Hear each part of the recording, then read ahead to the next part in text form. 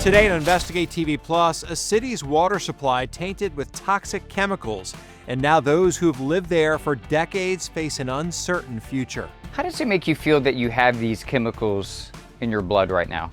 It makes me feel mighty bad. I wish it had been discovered sooner. We take an in-depth look at a first-of-its-kind study on the effects of the pollution and reveal how to check on your community's drinking water. Plus, we expose a phony final farewell. First went on to Facebook, I started seeing these post obituaries, and none of the information was accurate. The middle name was wrong. One family's fight to remove their son's fake obituaries and ways you can spot this kind of con. Then a mother and son share their inspiring pursuit of the American dream.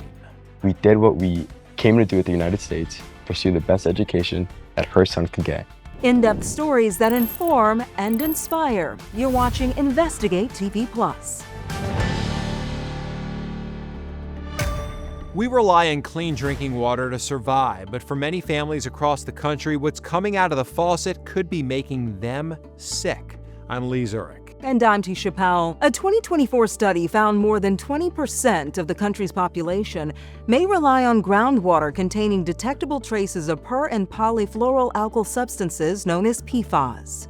These toxins are called forever chemicals because they don't break down in the environment and if consumed can then build up in our bodies. Studies show exposure to certain levels of PFAS can increase the risk of some cancers, reduce the body's ability to fight infection, increase cholesterol and weight gain, and cause fertility issues. We'll examine what's being done to protect us and ensure our drinking water is safe. But first, we head to two cities where residents have questions about their health after regulators found forever chemicals in their drinking water. Investigative reporter Andy Parati has been following this story for more than 2 years and joins us now to introduce us to those fighting for answers. About 10 years ago, state regulators found PFAS in drinking water in some Northwest Georgia communities. A short time later, we started investigating in 2023, and we wanted to answer a simple question. How did the chemicals impact residents? Now, we finally have answers. Dear Alvin Jackson, thank you for participating in the Emory University North Georgia PFAS study. It's a letter of gratitude from Emory University, but Alvin Jackson wishes it was addressed to someone else. If you're concerned about your results, please contact your healthcare provider because, it scares me to death.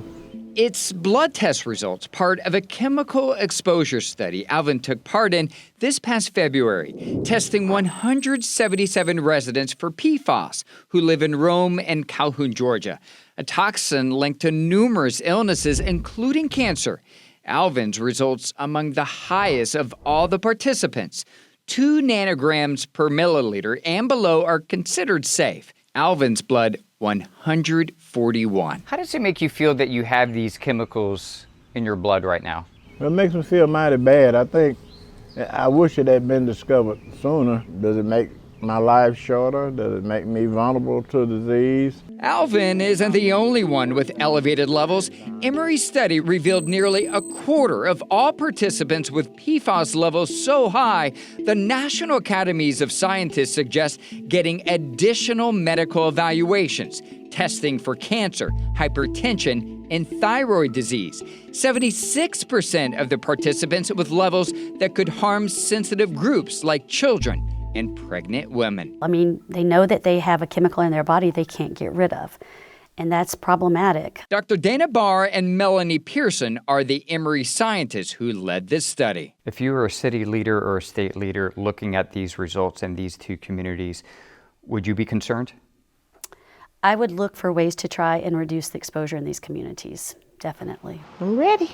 Sarah Malone donated her blood for the study, too. The Rome resident is a breast cancer survivor. Her PFAS levels also among the highest of the participants. Are you now wondering whether PFAS had something to do with your cancer? Most definitely so. Most definitely so. But this has really hit home. and we really need to get on top of this. While Emory's study did not focus on how residents were exposed, multiple pending lawsuits place blame on carpet manufacturers for treating their products with PFAS for decades and then discharging it into rivers cities use for drinking water. The companies have denied those claims. And what we found is that when you drank tap water, you tended to have higher exposure than if you drank bottled water or water that was filtered in the refrigerator. Emory's study in direct response to our 2023 investigation that found elevated levels of PFAS in residents' blood, including Alvin. It was the first known attempt to measure the impact on people since regulators discovered the toxin in North Georgia nearly 10 years ago. Dr. Barr spoke to the participants after publishing the results. Doesn't this make you mad? Well, yeah, it does. Do you think that was the thing that compelled you to take action? Yeah, I think when you understand that there are real people that are having to live with the consequences of industrial pollution, yeah, it really makes you angry, like it made participants angry. I mean, nobody ever thought about it until you did those tests. And that sort of opened up the door to finding out how many people are actually infected with these PFAS. For years, residents, organizations, and municipalities have sought accountability through the courts. At least 5 municipalities, including the cities of Rome and Calhoun, filed lawsuits against major carpet and chemical manufacturers in the region, which claimed they polluted the region's water. In August 2024, the city of Calhoun faced its own litigation and settled with a plan to overhaul its wastewater treatment.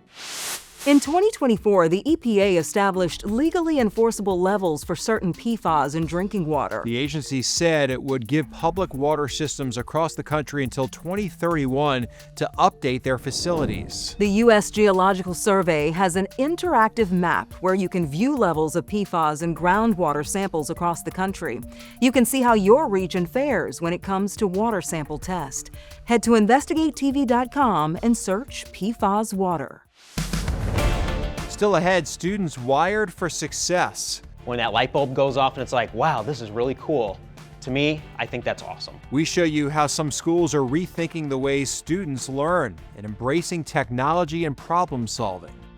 But first, a family is forced to correct lies about their son's death. I was really unprepared as we were making arrangements and everything else for all of these fake obituaries and attempts to profit off of his death. We show you how to spot a fake obituary and examine how fraudsters use artificial intelligence to exploit grieving families. You can watch Investigate TV Plus anytime streaming online. Get the app for Roku, Amazon Fire TV, and Apple TV. It's free to download.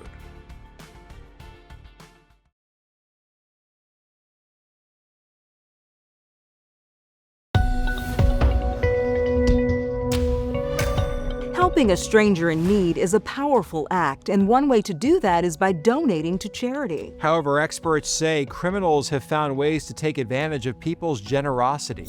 In 2024 alone, the Federal Trade Commission received more than 11,000 reports of fraudulent charity solicitations. Experts say there are steps you can take to protect yourself from this kind of scam. Before we go over strategies to avoid this, we want to introduce you to one family who says fraudsters profited off their son's death. Reporter Kristen Kennedy explains how parents came across a fake obituary about their son before they could lay him to rest. Talking about a child's life Noah was an amazing person. is much easier than recounting the day of their death. He was kind to everyone that he met. Brett Tinch says in the days after his son Noah's death, He never said a bad word about anybody. before they even had funeral plans in place, Graduated Henry Clay with a 4.0 GPA. he found himself correcting lies about his son's life. First went on to Facebook, I started seeing these post obituaries, and none of the information was accurate. The middle name was wrong. He and his wife were fighting misinformation about their late son. There's one out there that says he was 32 years old. The rising UK sophomore was actually 1 day away from his 19th birthday. He was in Colorado with his mother.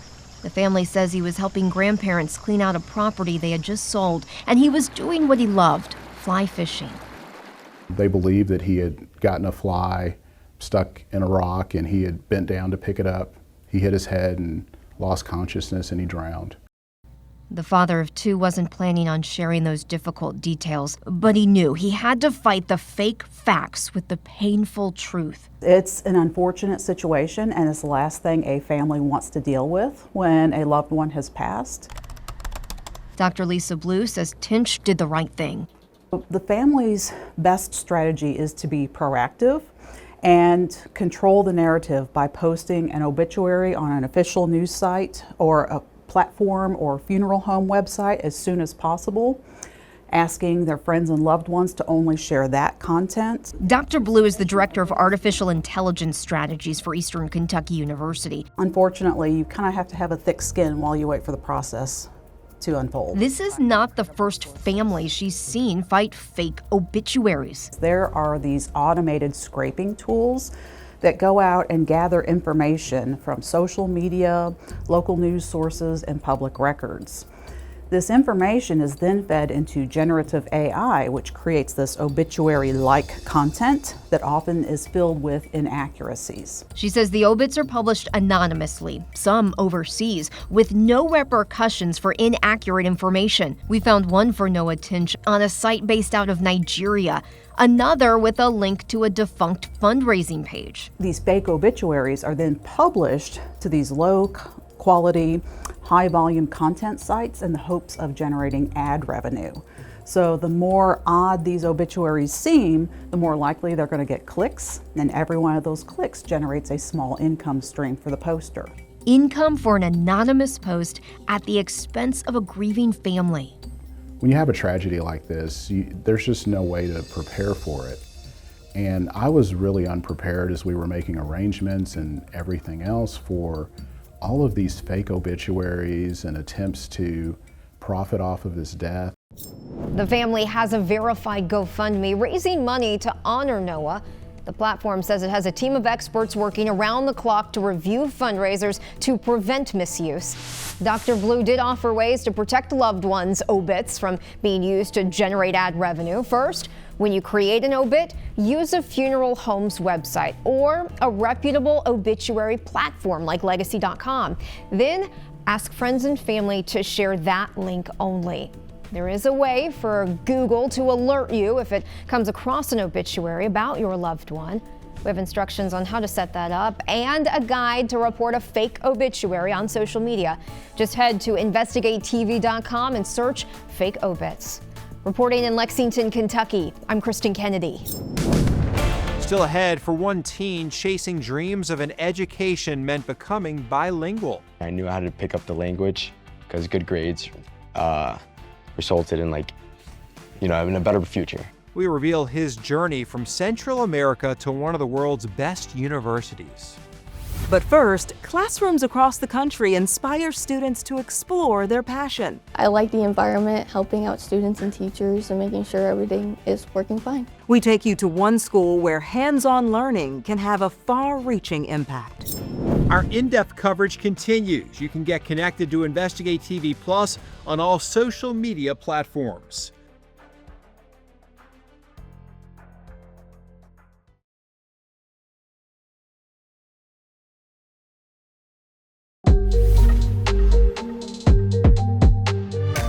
And education is a vital part of a child's success, but how they learn plays an important role in their development. A Harvard study found students who participated in active learning in a physics class scored higher on the exam compared to students who learned through lectures.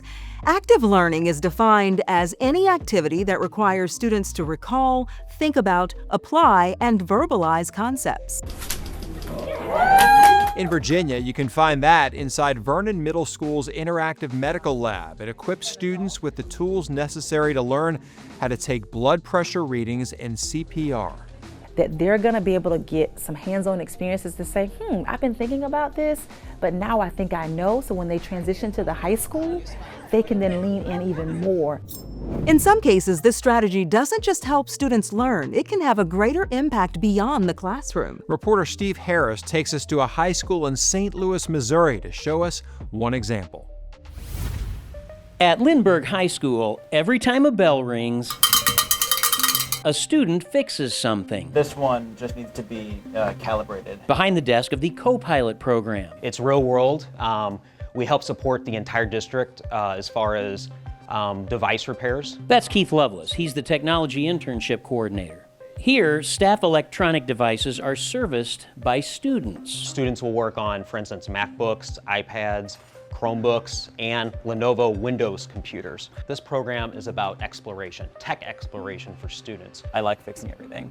I like the work with my hands part of it. Students like Baxter Bogeman. He's getting hands-on experience through the co-pilot program. From across the district, our teachers and staff will send in their devices like their MacBooks or different laptops and devices like 3D printers here. Yeah, 3D printers, those are Baxter's specialty. Senior Emma Sprung's interest in technology is what made her sign up. I like the environment, helping out students and teachers and making sure everything is working fine. And the best part for Keith? When that light bulb goes off and it's like, wow, this is really cool. To me, I think that's awesome. Are you good at fixing things? I am not, and I was hoping maybe one of those kids could come by and fix some of my things. I'm terrible too. I know we need to recruit them to our houses for help. Yes. Now when it comes to your electronic device dying and you just can't fix it, don't just toss it in the trash and don't bring it to us to fix. Yeah, not only is it bad for the environment, it could leave your information unprotected. Companies like Arizona-based West Tech collect old electronics to reuse or recycle. If it's not worth selling, workers dismantle the device down to the last screw. The boards that are inside of your computer will have palladium and gold on them, small amounts, but those are precious metals that we'll never get back if they go to the landfill. The general manager says when electronic waste is recycled, all of the data is destroyed. Anytime that we can reuse something or reduce it and recycle it is really best for the environment. Before donating or recycling your used electronics, the EPA recommends removing any batteries as they need to be recycled separately.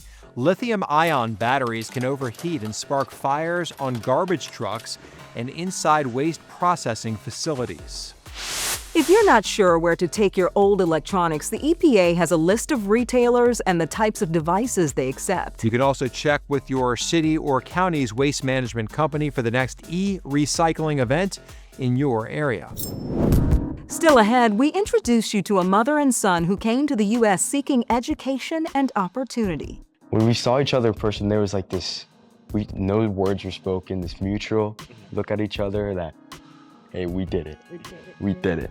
We reveal their inspiring success story chasing the American dream.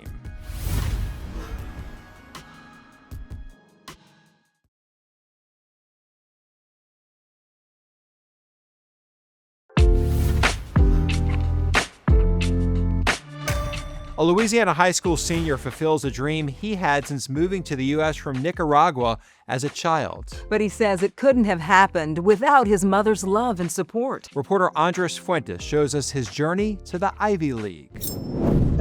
For the first time, Norman Morales gives his mother a tour of Chalmette High. And right in here is the class I'm supposed to be in right now, and it's chemistry. As he wraps up his final semester before graduating as a valedictorian. ¿Todo esto camina, hijo? Yeah, I walk all this every day. Wow. It's a special time for this mother and son as they reminisce about their 12 years together in the United States. This is what your high school looked like? No. The two left Nicaragua in 2013 and say they've been inseparable since they immigrated to Louisiana. Ese fue el primer Mardi Gras. First Mardi Gras. He was like, Mom, do we get to keep these beads or do we have to give them back? As a 7-year-old in a new country with no grasp of English, Norman says it was hard to feel like he belonged. The first couple of years was rough. I didn't know the language. I didn't have any friends. He used to call me at the school. I feel sick, Mom. Can you come pick me up? The duo says they knew in order to get the most out of the United States, Norman needed to quickly learn English. I knew I had to pick up the language because good grades resulted in having a better future. That's when the St. Bernard public school system came in. Norman says he matured fast in St. Bernard Parish, helping his family navigate the immigration system. day-to-day house care, and even helping his mom watch over his younger sister. Hi, nice to meet you. But he also managed to excel in school and extracurricular activities. Dijeron, your son has potential. I said, well, I'm his mom. I see his potential because he's my son.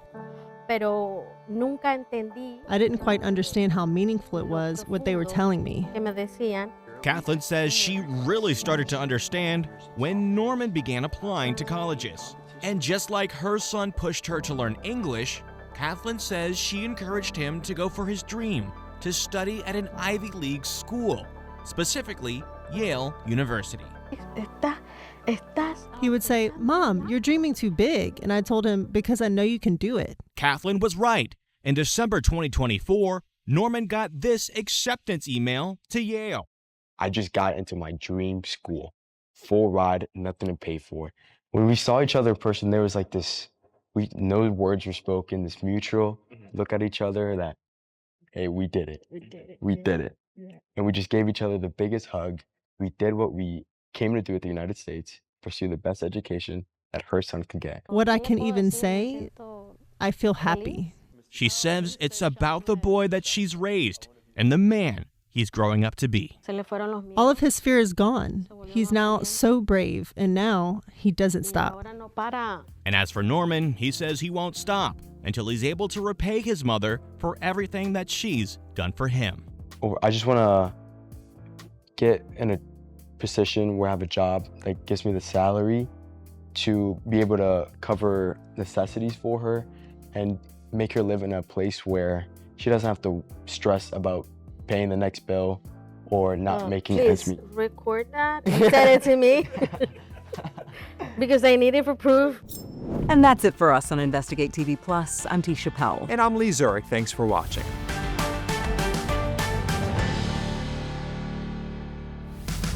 On the next Investigate TV Plus, for years, a women's professional soccer team played on borrowed turf.